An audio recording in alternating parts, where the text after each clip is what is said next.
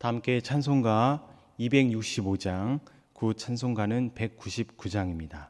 다 함께 찬송가 265장 찬송하시겠습니다.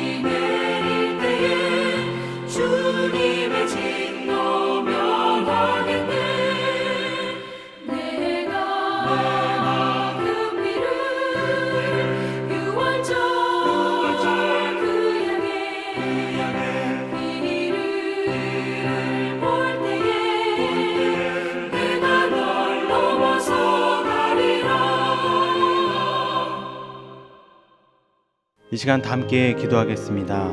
교회와 사역과 일꾼들을 위해서, 또 한국교회와 나라와 민족을 위해서 기도하겠습니다. 특별히 생명이 풍성한 건강한 교회 될 수 있도록, 또 8월 산상 집회를 위해서, 코로나가 속히 종식되고 또 남북관계를 위해서 이 시간 주여 한번 부르시고 합심하여 기도하겠습니다. 주여! 사랑의 하나님 감사합니다.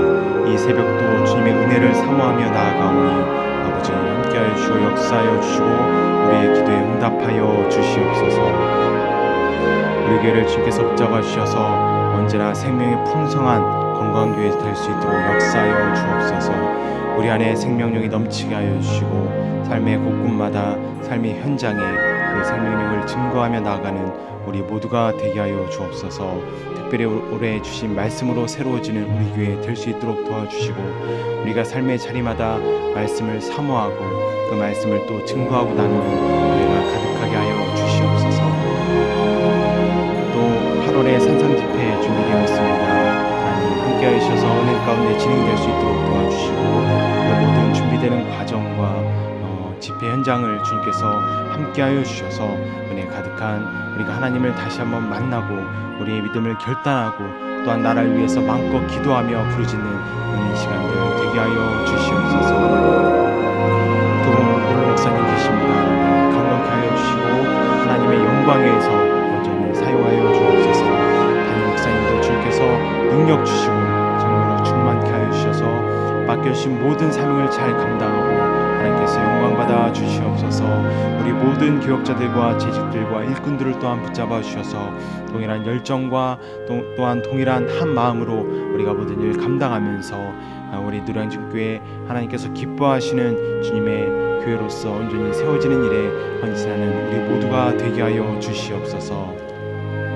이 땅을 불쌍히 여겨주셔서 코로나가 속히 종식될 수 있도록 도와주옵소서. 코로나로 인하여서 아파하는 모든 이들을 위로하여 주시고 오로지 곳곳마다 온전히 세워 주시옵소서. 대통령과 모든 정치 지도자들에게 하나님께서 지혜 주시고 하나님을 경외하는 마음을 허락하여 주셔서 이 위기를 잘 극복하며 빠르게 정치할 수 있도록 아버지 함께하여 주시옵소서. 남북관계 주님께서 붙잡아 주셔서 더 악화되지 않도록 도와주시고 선하게 잘 풀릴 수 있도록 도와주셔서 하나님께서 기뻐하시는 평화통일의 그날이 속히 다가올 수 있도록 역사하여 주시옵소서.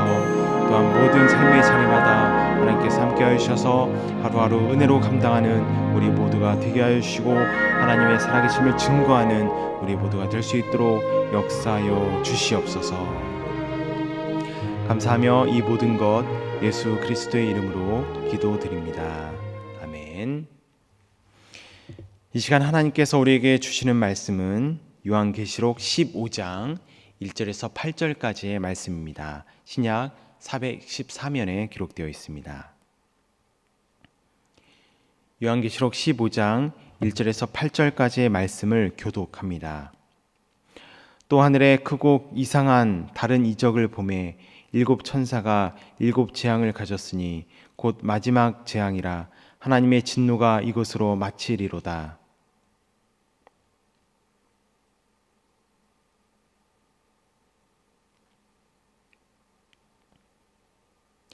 하나님의 종 모세의 노래 어린 양의 노래를 불러 이르되 주 하나님 곧 전능하신 이시여 하시는 일이 크고 놀라우시도다. 만군의 왕이시여 주의 길이 의롭고 참되시도다.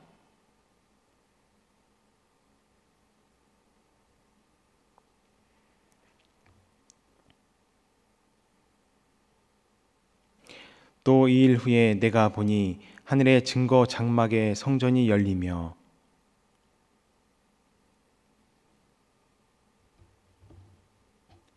내 생물 중에 하나가 영원토록 살아계신 하나님의 진노를 가득히 담은 금 대접 일곱을 그 일곱 천사들에게 주니 하나님의 영광과 능력으로 말미암아 성전에 연기가 가득 차매 일곱 천사의 일곱 재앙이 마치기까지는 성전에 능히 들어갈 자가 없더라. 아멘. 이제 15장부터 16장에 이르면 그동안 계속되었던 7재앙 시리즈의 클라이막스라고 할 수 있는데 여기에 해당하는 마지막 일곱 대접 재앙이 등장을 합니다.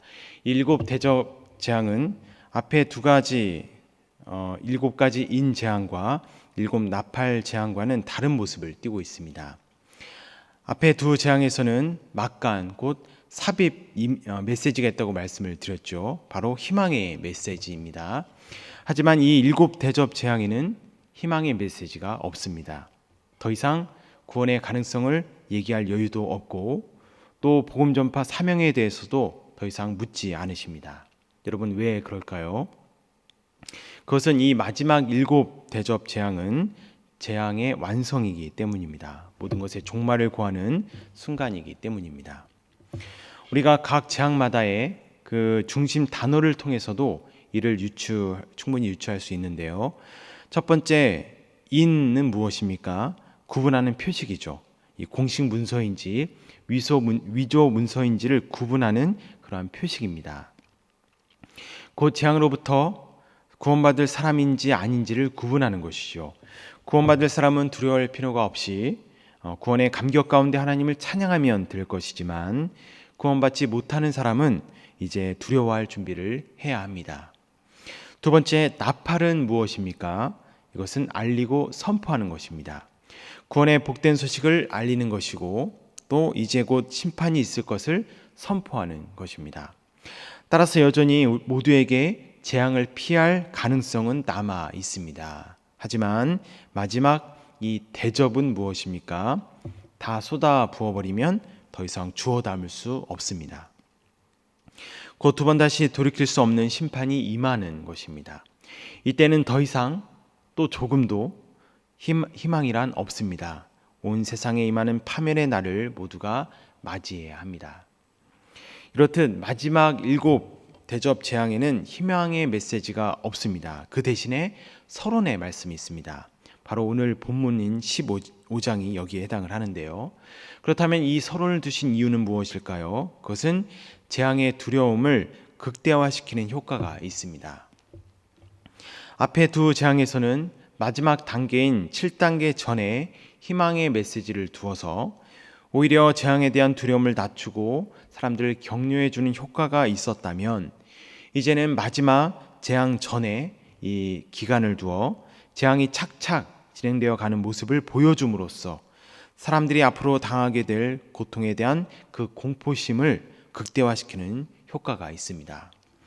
이러한 차별점을 우리가 1절에서 잘 드러내는 표현을 볼 수 있는데요. 그것은 크고 기이한 다른 이적이라는 표현입니다.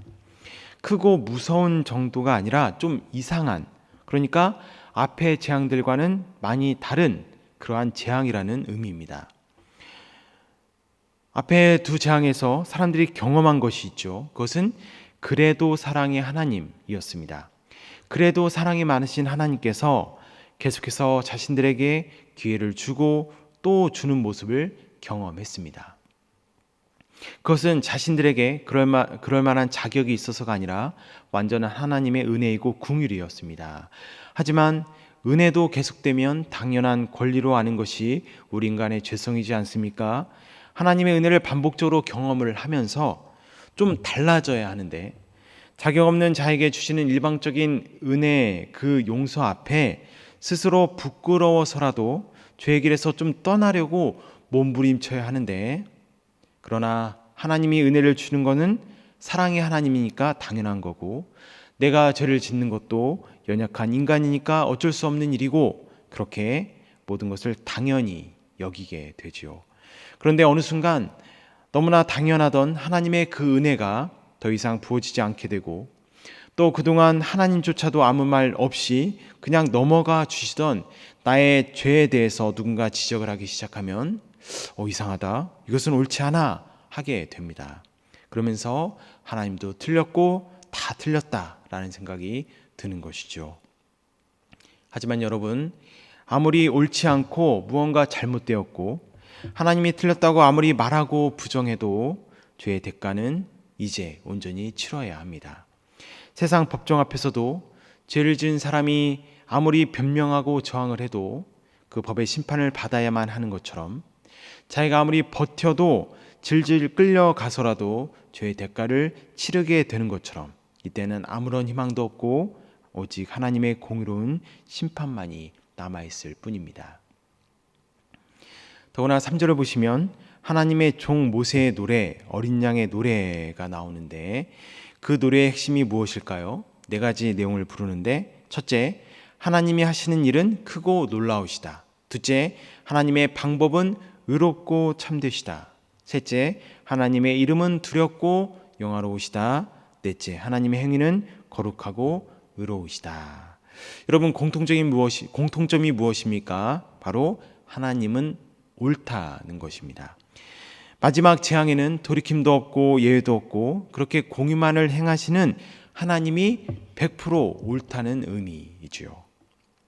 우리가 오늘 말씀을 통해 하나님이 공의로우신 분임을 다시 한번 기억하는 이 시간이 되기를 소망합니다. 우리가 살다 보면 우리의 믿음이 시험받는 순간이 있습니다. 특히 억울한 일을 당할 때입니다. 그럴 때 우리는 자연스럽게 하나님의 도움을 구합니다. 그리고 하나님께서 당연히 이 억울함을 풀어주실 것을 믿고 기대합니다. 하지만 하나님의 손길이 나타나지 않을 때, 혹은 내가 기대하고 바라던 그러한 모습으로 문제가 해결되어 가지 않는 것을 볼 때 우리는 묻게 됩니다. 공의 하나님은 어디에 계십니까? 그러면서 하나님의 성품을 의심하게 됩니다. 하지만 성경에서는 이것이 우리의 믿음 없음을 드러내는 것일 수 있음을 경고하고 있습니다. 바로 말라기서 2장 17절의 말씀입니다. 너희가 말로 여호와를 괴롭게 하고도 이르기를 우리가 어떻게 여호와를 괴롭혀 드렸나이까 하는도다. 이는 너희가 말하기를 모든 악을 행하는 자는 여호와의 눈에 좋게 보이며 그에게 기쁨이 된다 하며 또 말하기를 정의의 하나님이 어디 계시냐 함이니라. 바로 공의 하나님은 어디에 계십니까? 하고 묻는 것이 어떤 성질의 것인지는 묻고 있는 나 자신이 이미 가장 잘 알고 있습니다. 그것이 정말로 믿음에서 나온 것인지 아니면 하나님을 불신하고 하나님을 원망해서 하는 말인지 우리가 알고 있죠. 따라서 우리는 그 질문 앞에서 우리 자신이 먼저 스스로의 믿음을 진솔하게 점검할 수 있어야 할 것입니다. 만약 계속해서 하나님의 방법이 인정이 되지 않고 또 하나님의 공의로우심이 불신된다면 그것은 믿음의 문제 이전에 관계의 문제일 수 있습니다. 그렇다면 하나님과의 관계를 먼저 점검해 보아야 합니다. 믿음은 신앙의 차원 이전의 관계의 문제입니다. 나와 하나님과의 관계가 온전히 서 있으면 우리의 믿음을 흔드는 사람과 환경 앞에서도 내가 만나고 있는 그 하나님을 끝까지 믿게 되지만 나의 신앙이 하나님과의 관계가 아니라 단지 신앙적인 열정에 기반을 둔 것이라면 정말 중요한 순간에 그 열정이 흔들릴 수밖에 없습니다. 따라서 계속해서 사람이 보이고 환경이 보이고 하지만 하나님은 보이지 않으면서 하나님의 성품이 불신이 된다면 하나님과의 관계를 먼저 점검하십시오. 그 무엇을 위한 하나님이 아니라 하나님 자체를 추구하십시오. 오늘 주신 말씀을 기억하면서 우리의 신앙을 점검하는 이 시간이 되기를 소망합니다. 그동안 해왔던 믿음 없던 말들을 용서해 주시고 이제는 우리의 모든 상황 속에 믿음을 좀 담게 해주시라고 기도하시고요. 특별히 코로나라는 위기 상황 속에서 자꾸만 나태해져가는 우리의 믿음과 마음을 붙잡아 주셔서 이때 더욱더 하나님과의 관계를 그렇게 깊이 세우는 시간이 되게 해주시라고 그렇게 간구하며 나아가는 모두에게 하나님의 큰 은혜가 가득하기를 간절히 축원합니다. 함께 기도하겠습니다. 하나님 아버지, 우리에게 하나님의 하나님 되심을 온전히 인정하는 겸손함을 허락하여 주옵소서. 하나님이 보이지 않고 느껴지지 않는 순간에도 하나님께서 우리와 함께하고 계심을 우리가 늘 느끼며 살아갈 수 있도록 오늘도 우리에게 찾아와 주시고 우리와 동행하여 주옵소서. 이 시간 귀한 예물을 드립니다. 하나님께서 받아주시고 이 예물이 쓰이는 곳마다 하나님의 살아계심과 예수님의 십자가의 은혜가 전해지게 하여 주옵소서. 이 새벽 수고한 이들을 하나님께서 기억하여 주시고 예배를 사모하는 마음으로 나온 모든 이들도 기억하여 주셔서 하나님을 위해 헌신하는 만큼 그 삶의 자리에도 은혜로 가득히 채워 주옵소서. 오늘 하루도 주님께 온전히 맡겨드리며 예수 그리스도의 이름으로 기도드립니다. 아멘. 하늘에 계신 우리 아버지, 아버지의 이름을 거룩하게 하시며 아버지의 나라가 오게 하시며 아버지의 뜻이 하늘에서와 같이 땅에서도 이루어지게 하소서. 오늘 우리에게 일용할 양식을 주시고 우리가 우리에게 잘못한 사람을 용서하여 준 것 같이 우리 죄를 용서하여 주시고 우리를 시험에 빠지지 않게 하시고 악에서 구하소서. 나라와 권능과 영광이 영원히 아버지의 것입니다. 아멘.